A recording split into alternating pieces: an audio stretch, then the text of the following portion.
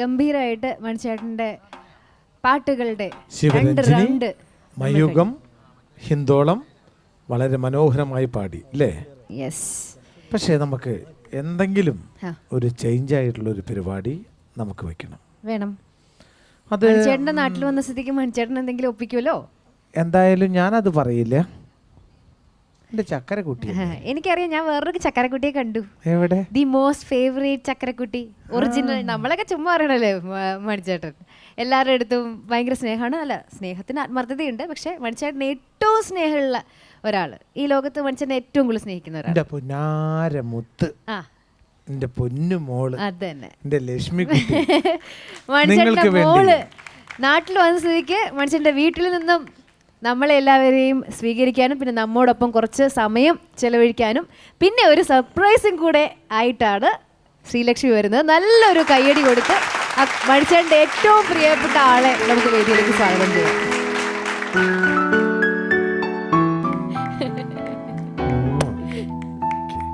എൻ്റെ മോള്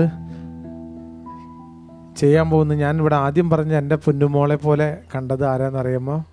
ചന്ദ്ര, നൈജി അപ്പുറത്തിരിക്കുന്ന ആള്. കുറച്ച് തടി കൂടുതലാന്ന് മാത്രമേ ഉള്ളൂ, വേറെ ഒന്നും കൊണ്ടല്ല.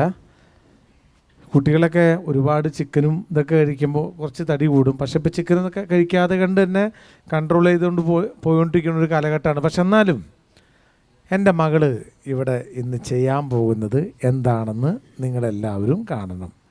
അത് ഞാൻ അദ്ദേഹത്തിന് തന്നെ അദ്ദേഹം എന്ന് പറയാൻ പാടുള്ളൂ.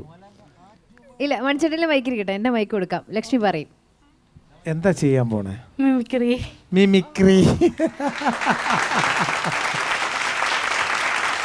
അപ്പൊ നേരെ സെൻട്രിൽ പോയി നിന്നോളൂ. ആദ്യം എടുക്കാൻ പോകുന്ന ആ ശബ്ദം ഏതാണെന്ന് പറയണം.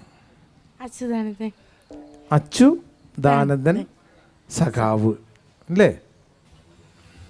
കേരളത്തിലെ ജനങ്ങളെ, നിങ്ങളെ വെള്ളം കുടിപ്പിക്കും, വെള്ളം കുടിപ്പിക്കും, വെള്ളം കുടിപ്പിക്കും.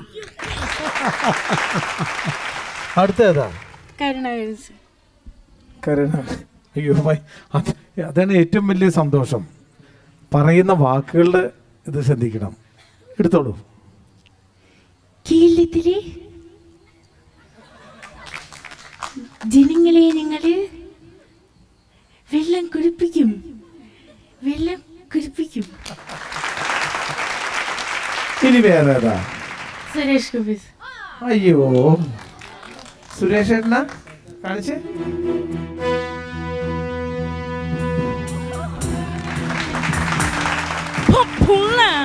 ഓർമ്മയുണ്ടോ ഈ മുഖം? Just remember that. അടുത്ത ഏതാ? സുരേഷ് ഗോപി സാറിന്റെ പാട്ട്. പാട്ട് പാടിക്കോളൂ. ഓണപ്പുല്ല സോറി പൂവേ, ഓമൽ പൂവേ, പൂവേ, പൂവേ, നീ തേടും മനോഹര തീരം ദൂരെ മാടി വിളിപ്പൂ. ഇതാ ഇതാ ഇതാ. അല്ല, ഓണപ്പുല്ല് എന്നുള്ളത് ഒന്നുകൂടി പറഞ്ഞേ പ്ലീസ്, ഒരു പ്രാവശ്യം ഞങ്ങൾക്ക് വേണ്ടി. ഓണപ്പുല്ല സോറി പൂവേ, ഓമൽ പൂവേ, പൂവേ, പൂവേ. മതി. അടുത്തത് ആര്? മോഹൻലാൽ. ലാൽ സാറാ? ലാലേട്ടനാ?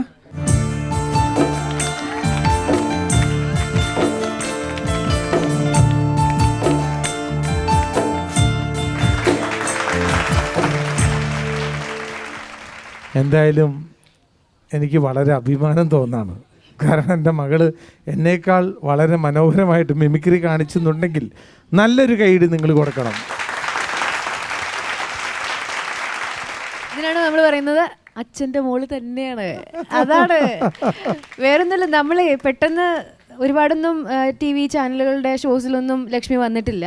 പക്ഷേ സ്വന്തം നാട്ടുകാരുണ്ട്, പുറത്തുനിന്ന് വന്നിട്ടുള്ള കലാകാരന്മാരുണ്ട്, ഇവരിൽ ചിലരൊക്കെ മിമിക്രി ചെയ്യാറുണ്ട്. എന്നിട്ടും ലക്ഷ്മി ഒരു പേടിയില്ലാതെ എത്ര കോൺഫിഡൻസ് ഉള്ള ഒരു കുട്ടിയാണല്ലേ. പക്ഷെ എന്നാലും മാമുക്കയുടെ ശബ്ദം ഒന്ന് കേൾപ്പിക്കണം. മാമുക്ക കൊച്ചല്ല ഇങ്ങനെ കാര്യം നമ്മളായിട്ട് ഇങ്ങനെ ഉമ്മാന്റെ കാര്യം നമ്മൾ ബാപ്പയായിട്ട്. എന്തായാലും എന്റെ ചക്കരക്കുട്ടിക്ക് ഉമ്മ അമ്മ അമ്മ അമ്മ ഇത് ഏതായാലും ചെറിയ സർപ്രൈസ് അല്ലായിരുന്നു, 1.5 സർപ്രൈസ് ആയിരുന്നു മണിച്ചേട്ടാ.